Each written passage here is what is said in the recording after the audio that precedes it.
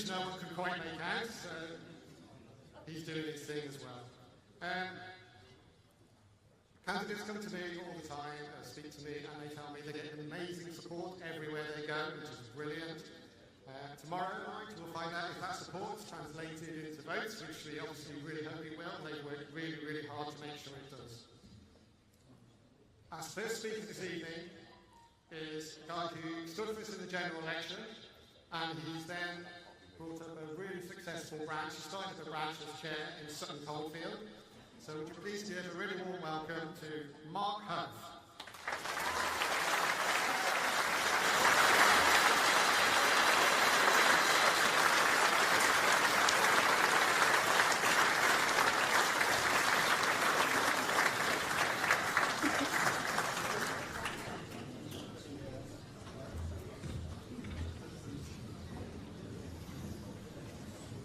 Good evening, everyone.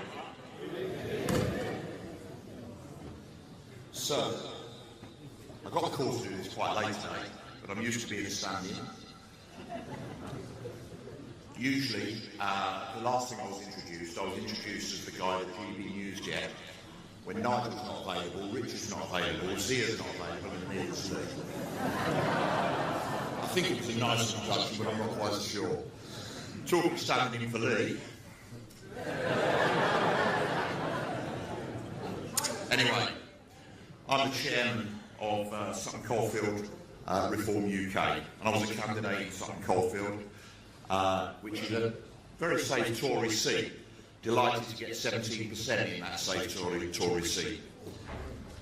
Interesting points. Thank you.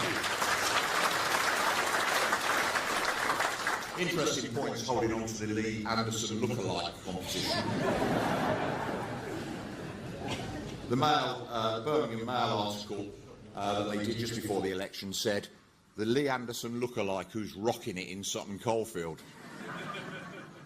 However, not all of those lookalike comparisons are friendly. A couple of my favourites are, you're a pound shop 30p Lee. I'm not quite sure how that works out. You're Lee's love child. That's another one. But my favourite bit of abuse from our opponents was, you look like Desert Orchid with that hair, that nose and those teeth. I replied back, yeah, a winner.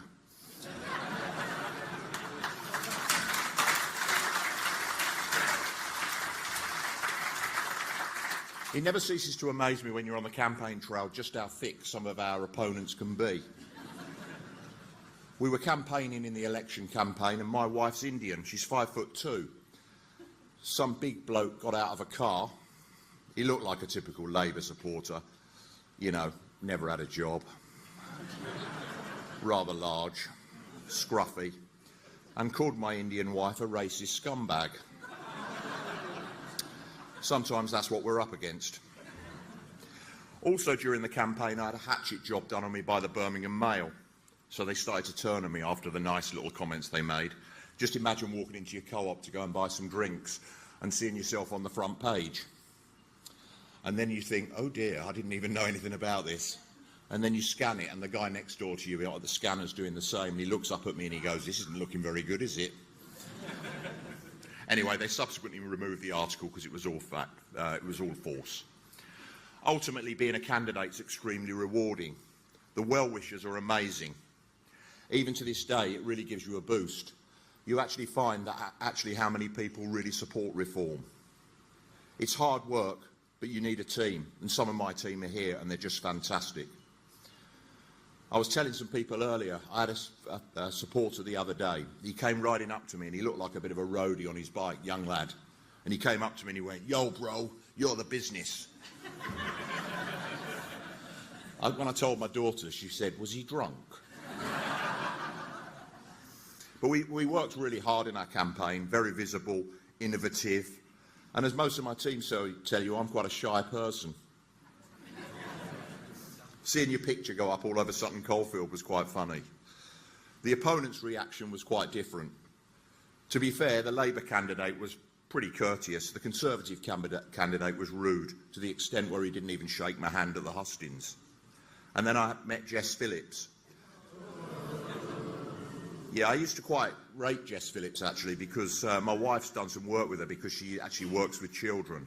Unfortunately, Jess Phillips is the epitome of what happens when somebody gets into power. They forget their soul. Anyway, why am I standing for reform, and why do I still do a lot of work with reform? Well, I'm a former Tory chairman. Boo. But I resigned due to the mess the Tories were making and their European stance.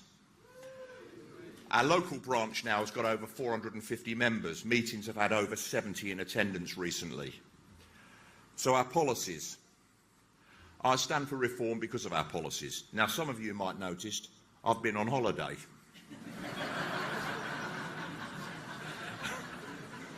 If you haven't noticed, you need to go to Specsavers.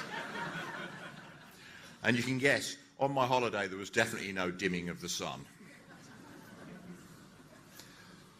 What I found is I went to the Far East, and a lot of these countries I went to in the Far East stood for exactly the types of things that we at Reform UK stand for. Low tax, high growth. I went to Vietnam, their annual growth is 7% per annum. We can only dream of that. They've got strict immigration. Every time we got off the ship, I was on a cruise, you found that you were actually heavily checked every single time. The streets were clean. There weren't bins piling up. It was all properly organised. There was no net zero nonsense. And the one thing that struck me about all of these countries in the Far East I went to was the pride that people had in their country. The taxi driver that picked us up from Singapore couldn't tell us how good Singapore was. And I was sat there thinking, good grief. I'm not proud of this country the way it's going at the moment. Locally, we find that the councils run for the benefit of employees and not the public. It was actually embarrassing when people found out that I'm from Birmingham, although Sutton Coldfield is in Birmingham, unfortunately. Even the Americans on the cruise knew about the bin strikes and about the rats and about the bins piling up in the streets. It was embarrassing. The potholes, the waste, £23 million per annum on DEI roles across the country in councils. Scrap them. The corruption. In Birmingham alone, there's an £11 million scandal going on regarding taxi drivers across the city.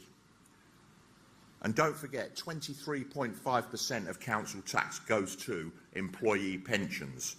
This needs to be looked at. And it's not confined to Birmingham, it's across the country.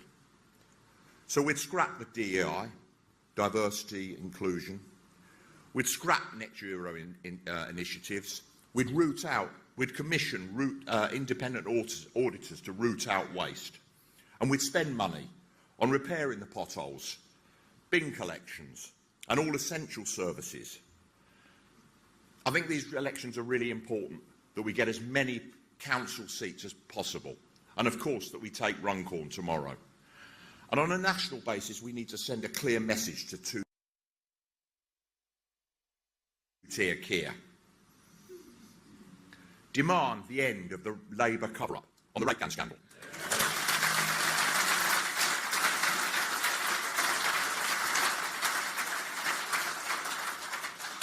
Demand the national emergency on the boat crossings.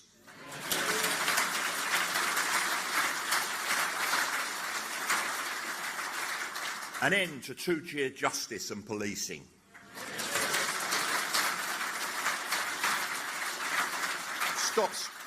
Stop sending our money abroad. £101 million to Palestine yesterday, £226 million to Sudan, £11 billion to Africa in green initiatives, and scrap net zero.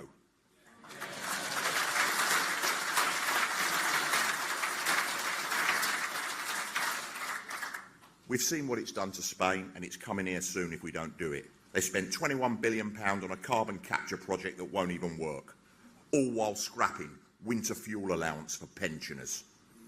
So tomorrow, go out and vote for reform, for better cost-effective services, and to send a message.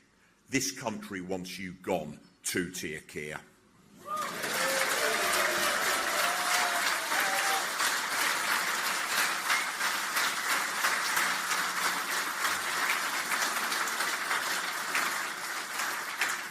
Thank you very much indeed for listening, and enjoy the rest of the evening. Thank you.